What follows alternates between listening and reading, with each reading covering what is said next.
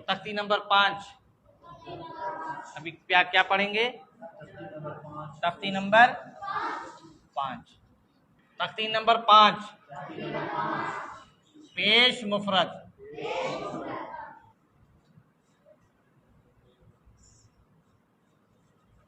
पेश मुफरद जैसे आपने जबर जेर समझाई, पेश भी इसी तरह ही समझानी है।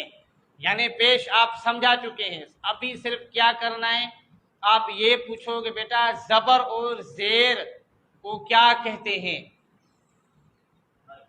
पड़ी हरकत क्या कहते हैं? पड़ी हरकत क्या कहते हैं? जबर जेर को क्या कहते हैं?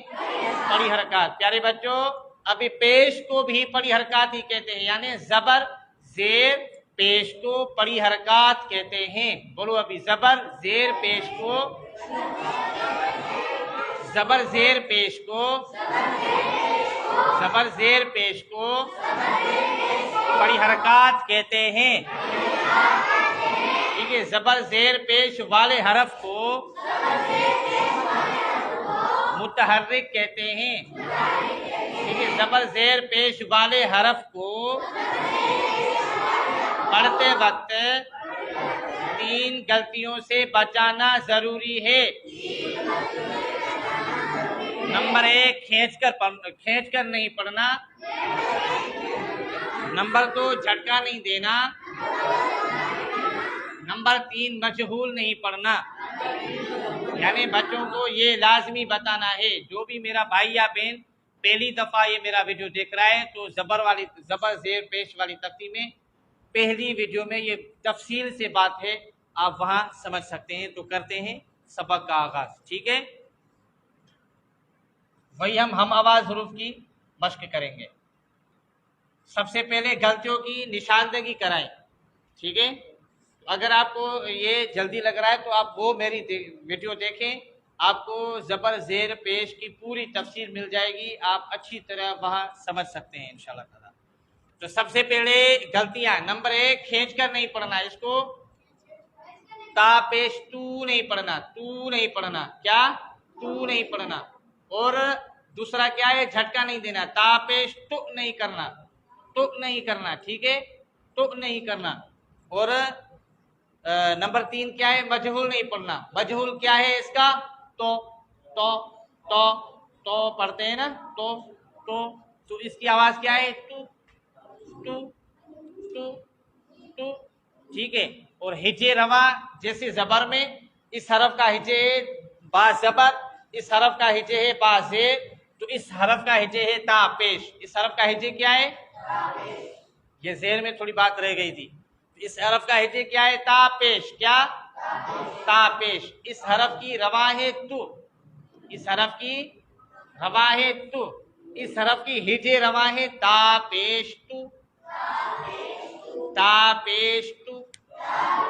आवाज से, जरा आवाज से, ता पेश तू, ता पेश तू।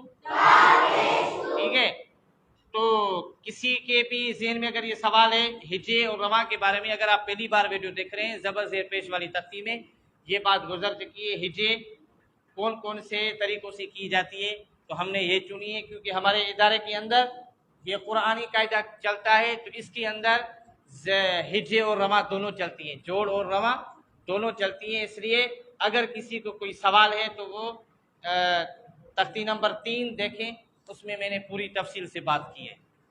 ता पेश तू, औ पेश तू, ता की आवाज बारीक, औ की आवाज मोटी।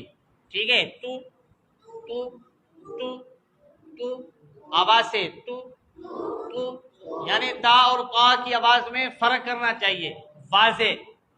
जैसे मैंने जेर में जबर में मिसाल दे चुका हूं, इसी तरह ही पेश के अंदर भी आवाज ता को बारीक करेंगे, क़ा को मोटा पढ़ेंगे। कुरान मजीद में आप ये थाम लो कि ता आ गए तो ता की आवाज निकलेगी, क़ा आएगा तो क़ा की आवाज निकलेगी। ठीक है, तो तू तू आवाज से तू तू। जो मुश्किल तरीन हरूफ हैं वो हम आवाज हरूफ है। अक्सर जो गलतियां होती है वो हम आवाज हरूफ में होती है कि आवाज एक जैसा होता है, पता नहीं चलता ये ता है या क़ा है। जाल पेश दू, जाल पेश दू। दाल की आवाज को नरम करेंगे। दाल पेश दू,